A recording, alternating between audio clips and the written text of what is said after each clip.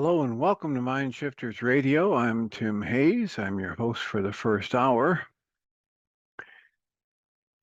And today is Tuesday, April 24th or June 24th, 2025.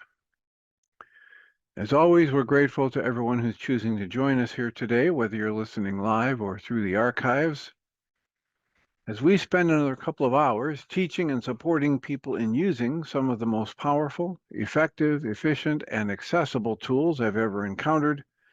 These tools are available absolutely free through the tireless efforts of Dr. Michael and Jeannie Rice on the website at whyagain.org. If you go to that website and click on the two words that say Start Here in the upper left-hand corner, it will take you to a page where you can download and read Chapter 24 of Dr. Michael Rice's book.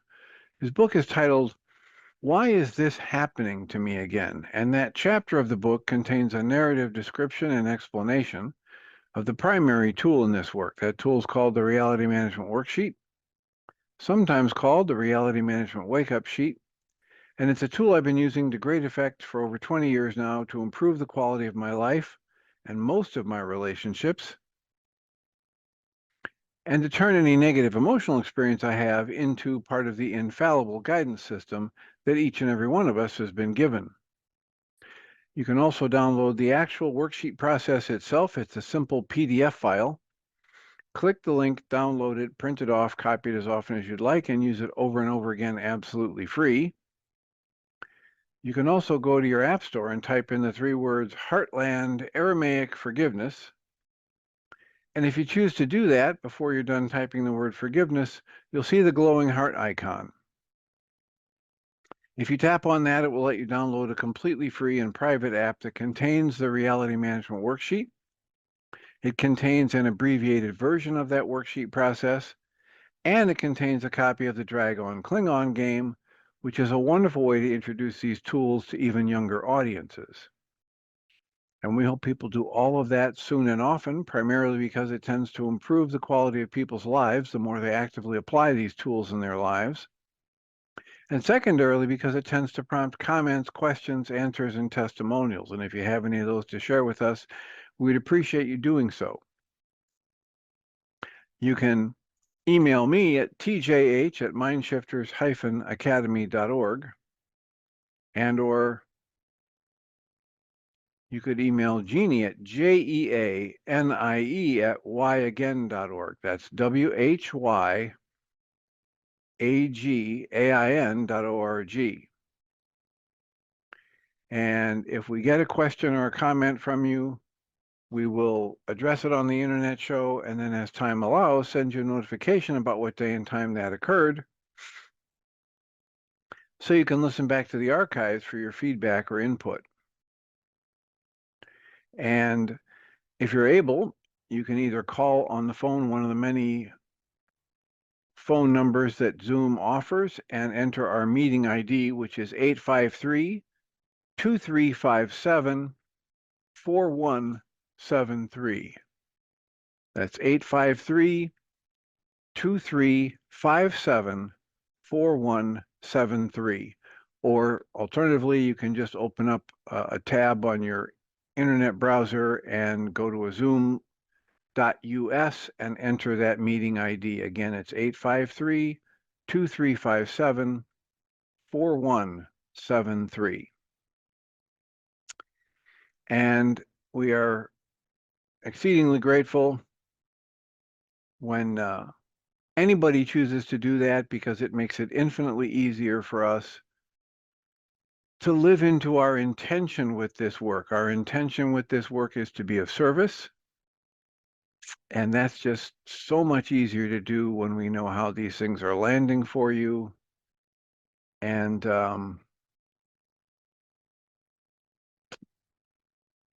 how we might assist you in using the tools to get better effect and better, literally create a better experience of life for yourself. So Please feel free to unmute, even if I seem to be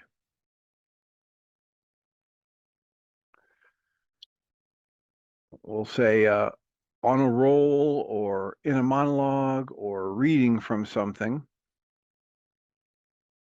This is my first episode back.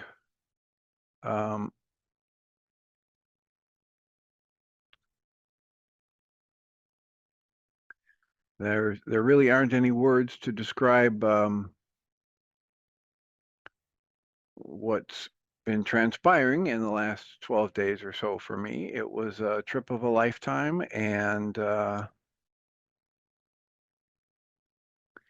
thought, I thought that just what's happening right now would happen, that I would fumble for words to try and describe um,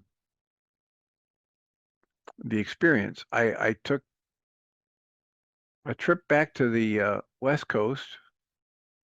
I had lived in Wairika, California, which is 15 miles south of the Oregon border. I'd lived there for 5 years after college, and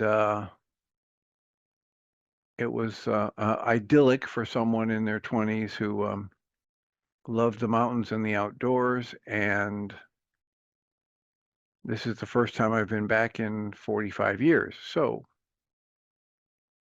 also, for the last 3 days of the trip, we were at Guy Finley's retreat center, which was bittersweet in that they're closing it down. They closed it down on Sunday, our last day there. And Guy is going to be moving to Florida to be closer to his daughter and any grandchildren they might have. And they have spoken rather cryptically about how he's not retiring, he's not stopping the teaching. They have a big new project coming that's going to be super exciting, but they can't tell us about it. And we sat through 3 talks and question and answer sessions, 2 of the question and answer sessions that happened on Friday, Saturday, and Sunday. And we heard basically the same message that Guy always gives. As a matter of fact, one of the students got up and said, so Guy Finley's got, 10,000 ways to skin the same cat. And that's a very good description, except I'd put 110,000 or a trillion different ways to skin the same cat. What is that cat? That cat is our ego. That cat is anything in us that believes that we're separate from anyone or anything, our creator or the people around us, and that gives us every excuse to be abusive, angry at ourselves, judgmental of ourselves and others, etc.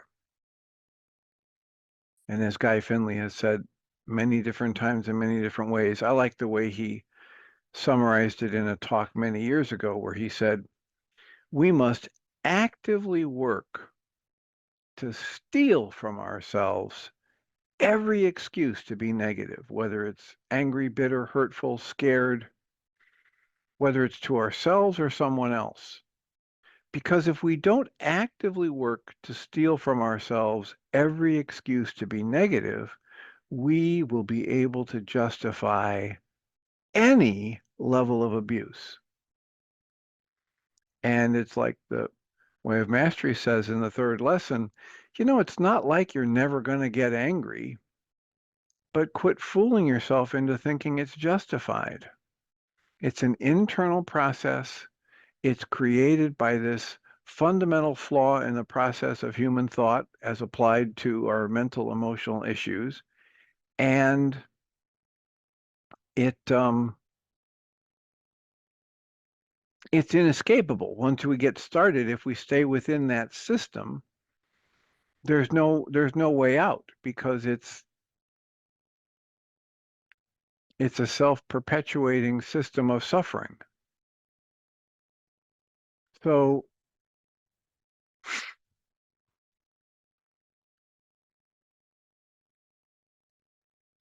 if you're tired of suffering, schools of teachings like Guy Finley's and Dr. Michael Rice's and Dale Allen Hoffman's and Byron Katie's and Diederik Wolzak's, and the list goes on and on. The Abraham teachings, if you're tired of suffering, there are solutions. The solutions are expensive, though, not financially expensive, but they're expensive in terms of you're needing to apply your own time, intelligence, some money, maybe some for some of the teachings you might be drawn to, and energy, your own energies, your own effort is the cost. The cost of improving your quality of life, the cost of improving your experience of life. And I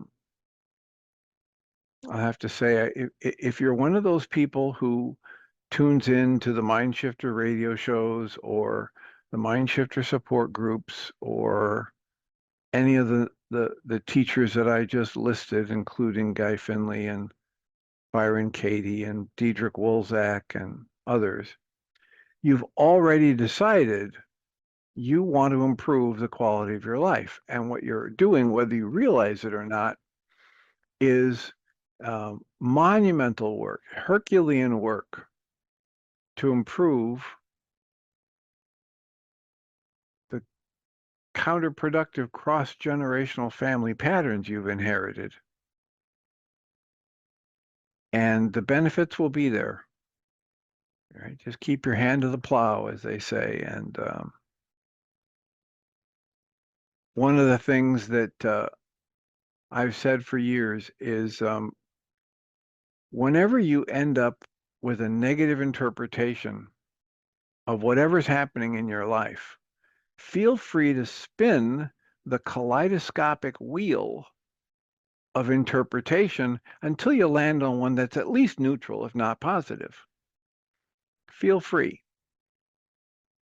And years ago, I had a friend from graduate school who gave me a kaleidoscope, a special, beautiful, artistic kaleidoscope. And when I was on this most recent trip, I met with two high school friends, and we were walking through a little tourist town on Puget Sound called La Conner. And we walked into a shop where they have beautiful woodwork. And I ended up purchasing a beautiful wooden worked kaleidoscope. And if you don't understand what a kaleidoscope is, it's either a looking glass or a prism glass that you look through. And as you look through the tube, at the far end of the tube, there's some kind of a colorful series of shapes.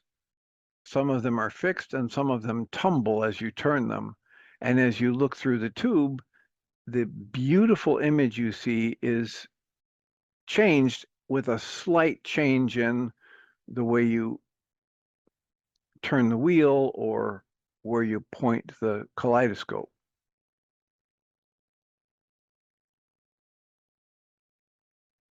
And I had somebody in my office just earlier today in a session who was talking about how it seems like they're benefiting from all the work they've been doing, but it's not like they're ready to, celebrate their life. And I said, well,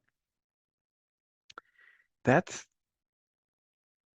just because of the interpretation you're choosing. And if you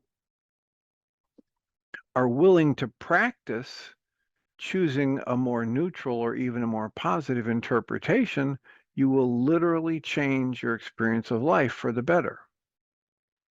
And he started with some kind of a judgment about how it would seem that after all this work, he should be better off, or he shouldn't have the aches and pains that he has, or he shouldn't have the anxiety he has, etc. And that prompts me to think, whenever that happens, that Guy Finley's one who says, The vast majority of your emotional and psychological discomfort and pain is the bitter fruit of a comparative life. So, if you choose an interpretation for your life that says it's not as good as it should be, then you get the bitter fruit. Then you get the upset. Then you get the tightness or the tension within you that says, this is not right. I am failing. I'm not doing it well enough. Somebody else is doing it better, whatever that is. And in this work, we are inviting people over and over and over again to wake up to the realization that every time I compare myself, every time I judge, I create conflict, I create tension, I create suffering.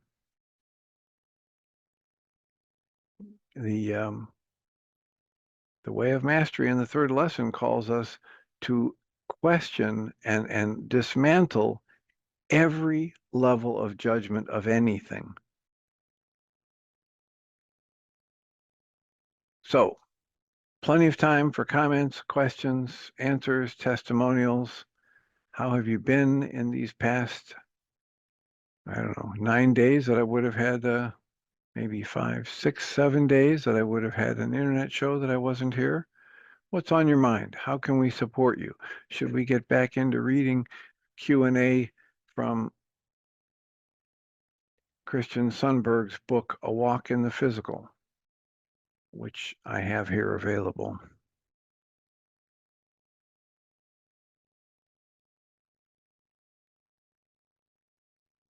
I was one of the people that I met when I was in Oregon was one of my friends from graduate school who's done a lot of deep searching and spiritual work himself. And we were talking about some of the basic themes that come through books like Christian Sundberg's book, A Walk in the Physical.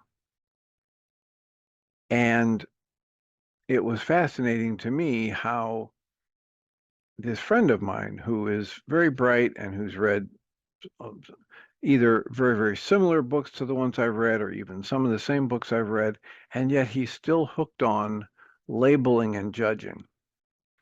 And no matter how many times I went through just talking about the way the mastery calls us to just be in this divine ignorance, to be in this constant questioning, he kept coming back with, but don't you think that means that there's some divine blah, blah, blah. And here's a label, here's a God, here's a,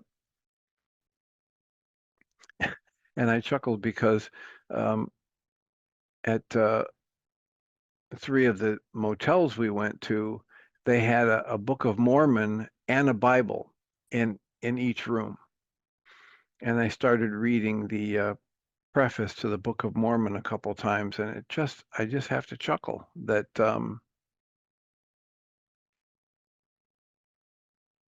that we as humans are so addicted to trying to grasp something and squeeze it down into something that is so manageable that we can pick it up and put it in our pockets and know we've got the truth, we've got the answer. And we are so almost there are some theories about how the brain's developed on an evolutionary scale that says we're pre-programmed to think that knowing and having that definitive answer for whatever it is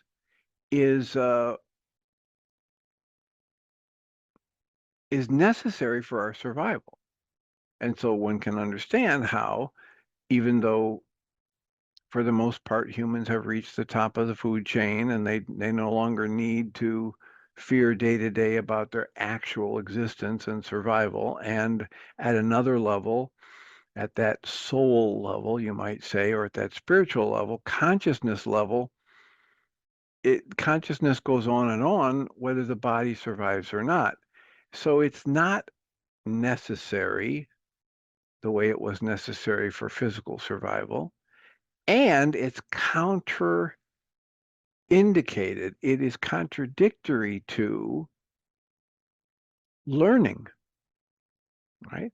Working really hard to find an answer is not the same as staying open to learning from life.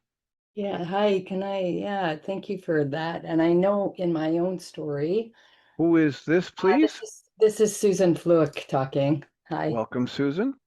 In my own story, because of, you know, whatever my childhood was, my journey was to intellectually want to understand the universe as a coping strategy for survival. And so thought if I could figure it out, it would give me some peace in survival. And even back to Rene Descartes, I think therefore I am. It's not true. It's non-thinking that is the truth. And even Jesus says it, right? He goes, you give you peace that surpasses understanding. So isn't that all of our journeys to break free of the construct of the intellectual mind of the, we have these subtle bodies in our field, all the chakra systems, and intellect is one of them. And that isn't that going through the eye of the needle, because you're never going to find God the depth of God with intellect. Well, certainly not. You will not. This last statement you made, absolutely. You will never define your God with your intellect or define all that is with this one little tiny piece of, flesh. Michael Rice calls it the 9-bit mind, the carbon-based memory, right? Guy Finley calls it the mechanical level of mind that just churns and spins and goes nowhere. And yet, uh, what is the real answer there? I don't know. I love the idea that uh, every teacher I've ever encountered eventually shows his or her clay feet, right? Their own stuckness, their own, like one of the things that became was just kind of virtually slapping me in the face on this last trip, has been for quite a while with Guy Finley, is that he talks about how pointless it is for us to be negative or angry. And I just, I gave one of his quotes from years ago. We must actively steal from ourselves every excuse to being negative, bitter, angry, etc. And yet, so often in his talks, he gets irritated. He gets irritated. He gets irritated with the audience, or he like, you have no idea, and he's like yelling in this irritated, angry way. And I just kind of chuckle and say, yeah, there it is, right? There's another part in one of his teachings where he says, when we wake up and realize that we can't stop ourselves from doing the very thing we think we're upset with the other person for doing, that's when compassion dawns on us. Mm-hmm. And even we all have that, isn't there a saying that when you're inside the jar, you can't see the label? And when you've tripped into the limbic brain, you're not conscious in that moment. So, and hopefully we have those reflectors that we're astute enough to either have the ones that show us we've tripped into our limbic brain, or we're self-reflective enough to identify that, and then, through the Dr. Rice's work, to forgive and unplug those patterns that have caused it. Well, that's the offering in this work, right? Is to understand that the very best use of any tightness or tension within my system, or what we might call a negative emotion, the very best use of it for me is as the wake-up call or the alarm system that tells me that there's something in that moment that's off the mark in my thinking. And Mm-hmm. I have all these people who say they want to get rid of their anger and they want to get rid of their fear and I just say, you know what? I haven't seen that that's going to be useful. And that's my alarm system. I don't want to get rid of the alarm system. Dr. Michael Rice used to talk about if you're in a building, one of those high-rise buildings, and the alarm is going off, um, and it's annoying you, and you decide to go over and cut the wires to the alarm and then stay in the building and do your stuff, it doesn't make any sense. There's not a rational person alive who would do that. And Yeah. so I don't want to get rid of my anger. I just want to be able to recognize it as self created and as a useful tool for guidance, like a Geiger counter or a compass to point me in the right direction. Yeah, it's interesting. I've been really so this weekend I had quite a profound experience where I was love. And it really, it's one thing to get it intellectually, but being in the visceral experience of it, I was there. And I realized the journey is only when love isn't present in my reality, because it's all a creation in this hologram, is to bring love there. That there's nothing to do other than envelope it in love and allow the energy to discharge in my experience. And yeah, it's really clear. And of course, I mean, this human mind and choosing in every moment through the filters of ego versus the filters of spirit or God. And so that's the journey of free will. Well, and I don't have any words for it. I went on this trip, and from the beginning, I just started thinking the expansive experience of travel, of encountering so many different human beings, and but like I said, there aren't any words for it. What am I trying to say? The idea that this tiny little 9-bit mind can't begin to comprehend how this world got put together. I Mhm. was sitting on the airplane just marveling at this machine that I stepped into. And then I I just looked at the seat in front of me, and I found myself doing what the Way of Mastery has as one of its exercises. It says, just go throughout your day and pick up something, right? Pick up a pen and look at it and understand you don't know where this thing came from. You don't know what materials it's made of. You don't know what human being had the first idea to create a writing instrument and or what that instrument was like. And I sat there thinking,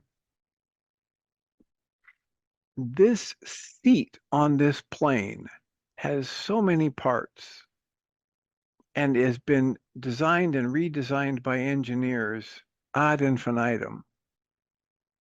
And I was marveling at that. And then all of a sudden, the plane was landing, and you could hear the screech of the tires, and everything shook and was vibrating. And I just thought,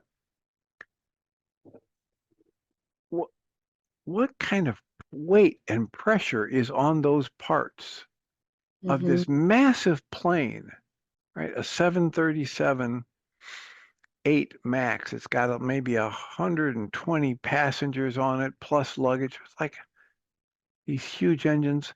My tiny little brain was like exploding with the realization that I don't know any of that stuff.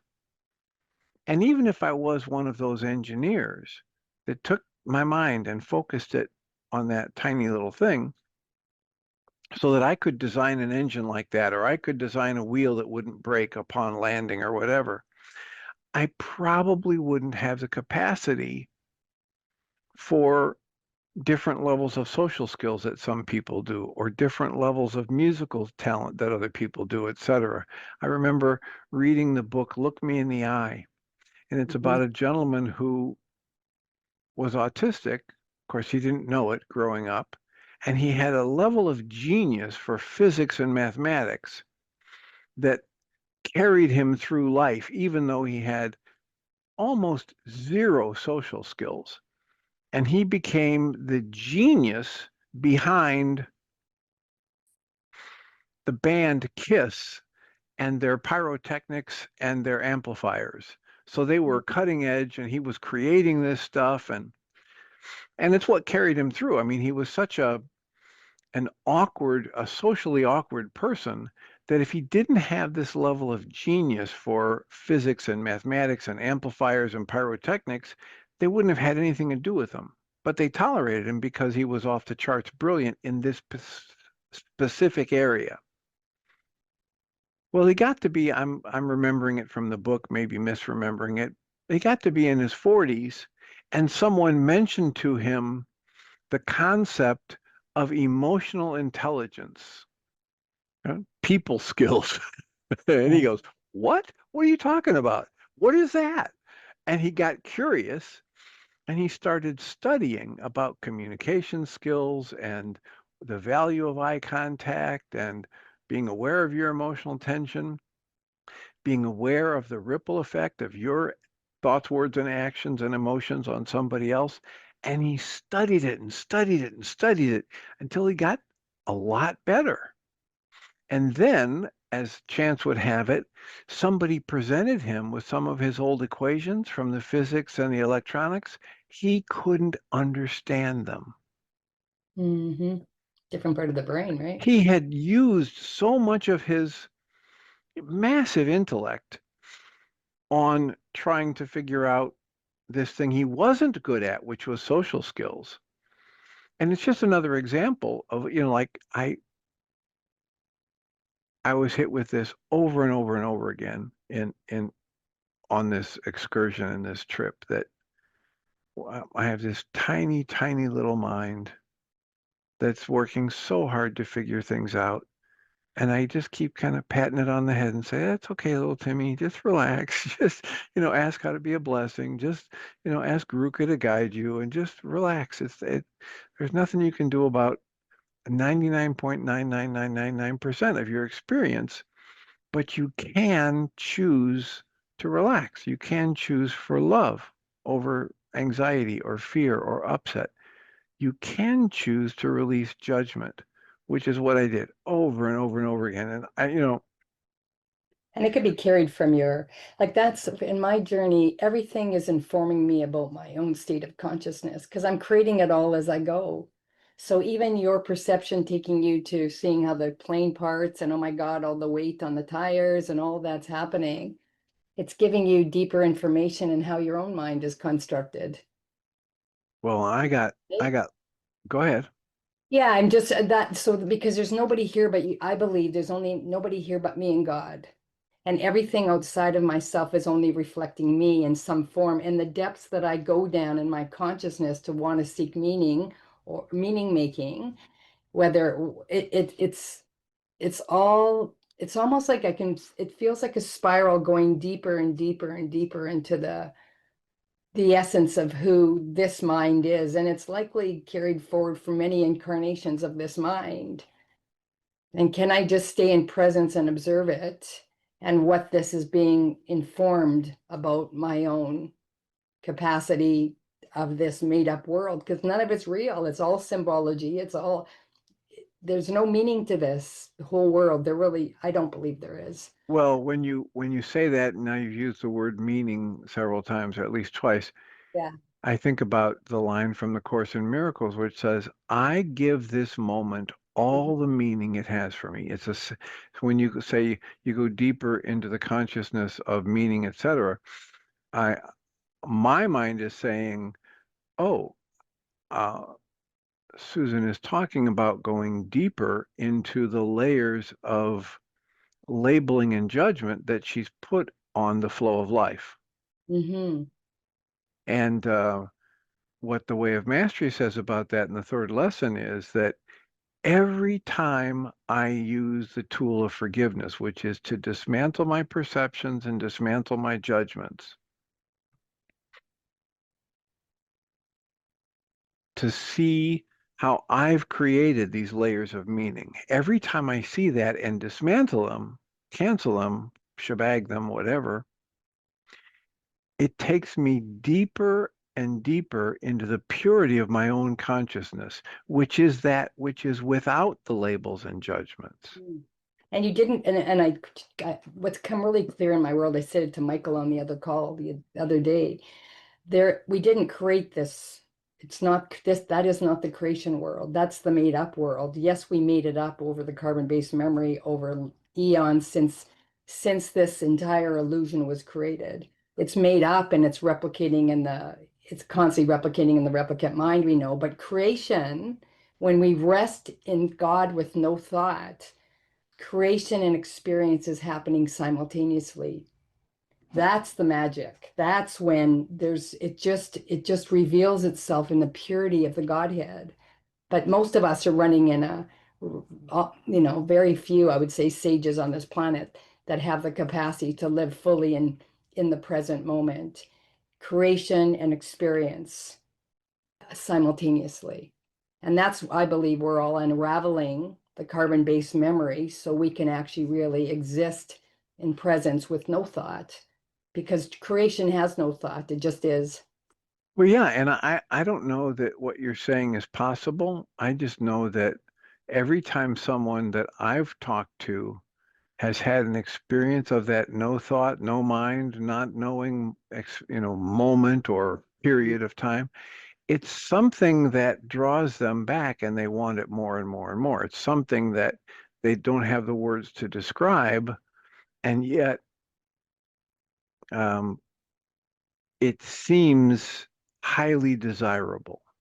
And we've all had those experiences. I've had those moments. I'm a spiritual coach. I've had those moments when spirit is just flowing through me, and those moments when time is not even, it doesn't exist because it's just revealed in the present. And we've all had it. We may not have recognized it, but definitely, and I'm sure on your trip you would have even had those moments when you were just in the state of pure presence.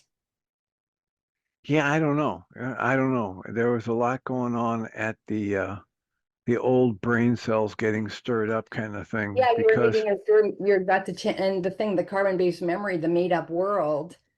So it sounds like to me that you got to really see the root of the made-up world and all the characters and all the reality that you were faced with in every moment. So it's well, beautiful. I had a lot of the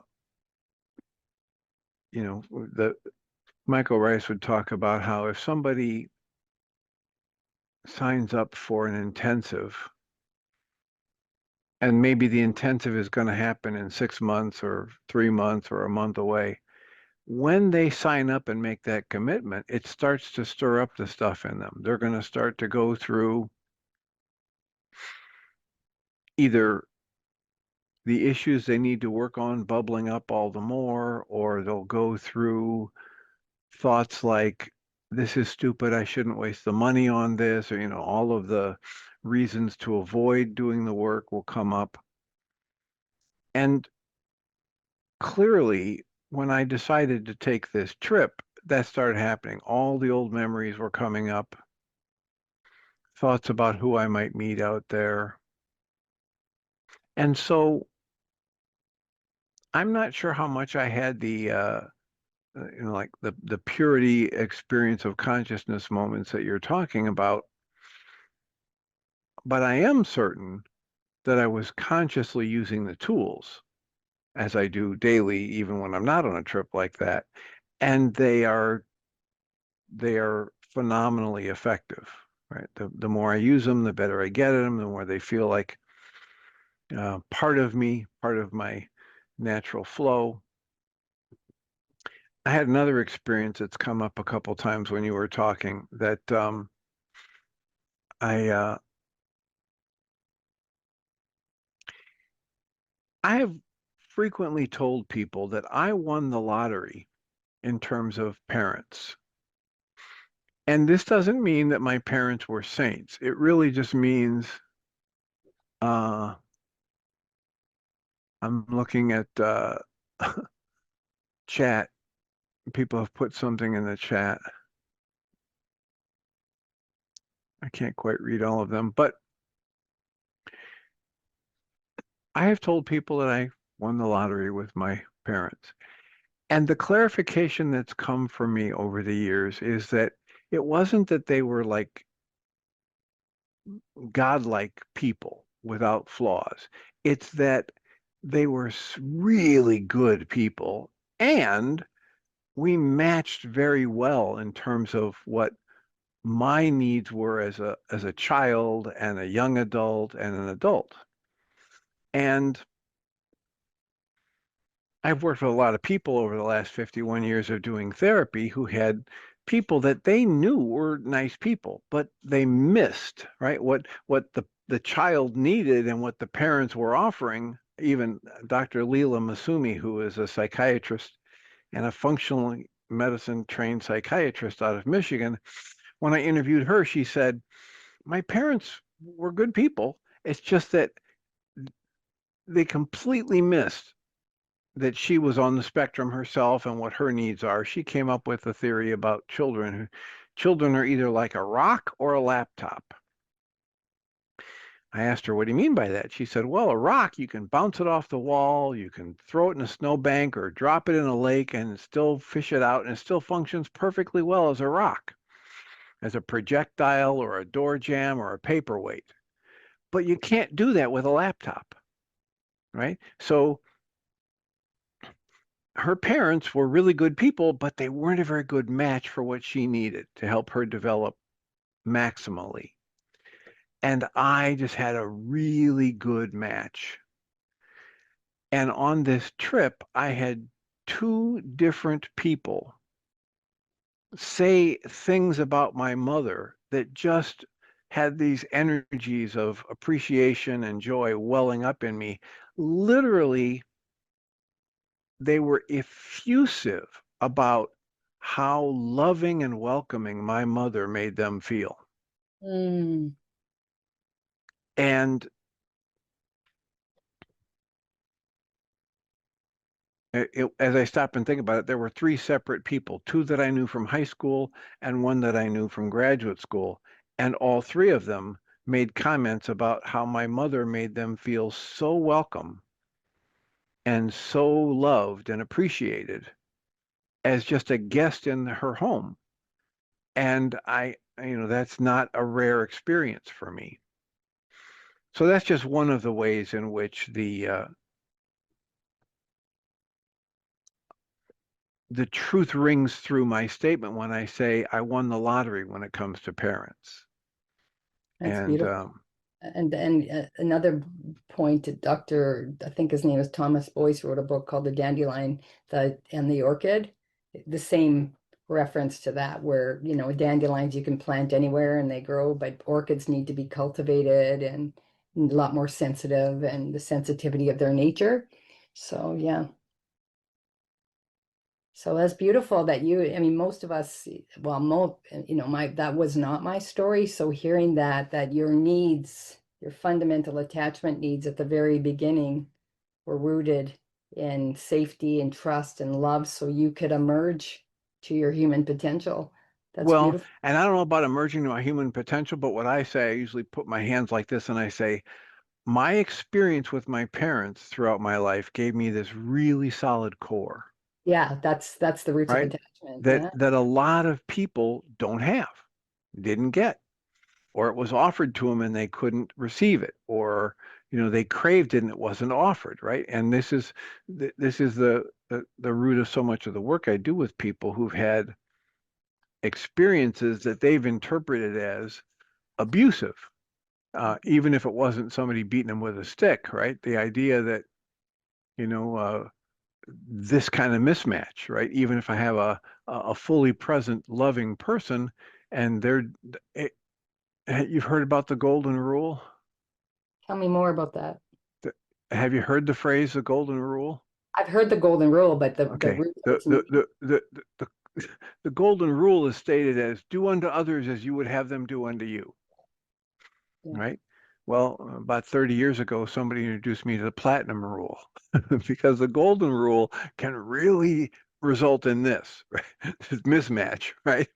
I'm doing to you what I would want you to do to me, right? But you don't want that. You Yeah. want what you want. So the platinum rule is treat others the way they want to be treated, I love that. right? So the idea of tune into what the other person needs. And so many people that I work with in therapy, their their parents weren't abusive. Their parents were offering the best they had, and it just completely missed the mark for what the needs or desires of the child was. And then that child doesn't have this solid core develop in them as they grow up. And it's And interesting, my son, who exactly that, he cannot comprehend because I didn't get that. So my roots of attachment weren't laid well. I didn't. There was many missing pieces. He cannot comprehend because the core that you're speaking of, it's inherently embodied within him. I can't understand that because I don't have it. And I'm trying to build it now. I'm trying to establish, go back and reparent those parts of myself that were not rooted in the foundation of the roots of attachment. And the work of Dr. Gordon Neufeld out of British Columbia, who I studied under many of his courses, which helped give me framework of that understanding. But yeah, it was very interesting to watch my son, who is so what you're speaking. I'm in awe of that, actually.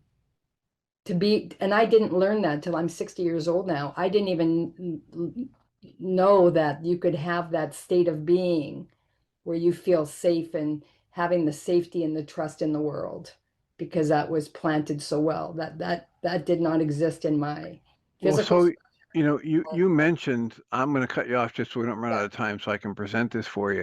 And you mentioned reparenting those younger parts of yourself that don't have that solid core feeling. And it came to me probably about 10 years ago, somewhere within the last 15 years. But what's in a year or two, I don't know. But I was in this office, so I know when this office got expanded 12 years ago. So I had somebody sitting in my office and they were on the love seat, and I just got this image and it came to me. Oh, I get it, right? Like I'm trying to tell them, not in a way of complimenting, right, but in the way of describing. And this is a sidebar. If I say to you, "Oh, I notice you have a pendant around your neck," Mhm. would you say, "Oh, well, thank you very much"? No, you just say, "Oh, it's a pendant around your neck." Now, that's just a description. If I say, "I notice you're wearing glasses," it's just Yeah. a description, right? So often in my office, because I have this history of, doing therapy for 51 years and 20 psychological testing and into in the IQ tests and personality tests and everything else, it it it isn't difficult for me to be able to assess in a descriptive way whether a person is at average or above average or struggling with below average intelligence, right? So back to this sidebar, or from the sidebar. So I'm sitting with these people who are decidedly above average intelligence. If they're in my office, not court ordered anymore, I'm not in that phase of my career. They've chosen to come in here. They're asking for help. They want to live a better life. They want to be happier. They want to be nicer to their kids or whatever. So they've got all these factors. And I say to them, this, and this, and this about you. And they have a hard time even letting that in, right? Whether it's that they're attractive in terms of the social standards of our time, or they're intelligent, or they're emotionally sensitive, or they're caring, whatever it is they shy away from. They don't like compliments. And I realized, oh, I get it. And I got this image, or the visual image, that this woman was sitting on the love seat in my office, and I got an image of a shaft that goes down, like an elevator shaft that goes down 33 stories. And at the bottom of the shaft, there's this steel reinforced concrete bunker. And in that bunker is every wounded aspect of that younger person. And doesn't matter how much I tell this person, "You're doing it. This was a success. Look at the benefits here. Congratulations." None of that gets to the wounded parts in the bunker. But there's this direct communication from those wounded parts to her and from her to the wounded parts. There's no amount of finding love outside of that person, finding the perfect person. You get the idea.